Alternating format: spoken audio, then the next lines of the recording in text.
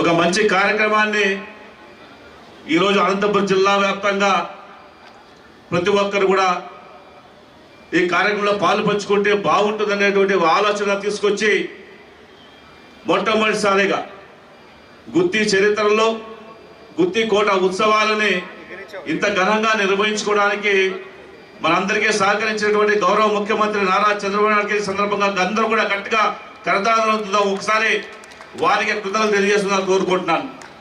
ఎందుకంటే గుత్తి కోట యొక్క సామ్రాజ్యం గురించి మాట్లాడుకుంటే గుత్తి కోట ఎంతో మంది వీరులను చూసినటువంటి కోట. ఇది చాళుక్య వంశస్థులు ఇక్కడ పరిపాలించారు, విజయనగర రాజులు పరిపాలించారు, మరాఠా వీరులు పరిపాలించారు, చివరికి బ్రిటిష్ వారు కూడా ఈ రాజ్యాన్ని పరిపాలించినటువంటి దానికి ప్రత్యక్ష సాక్షి మన గుత్తి కోట అని చెప్పేసి ఈ సందర్భంగా తెలియజేసుకుంటాను.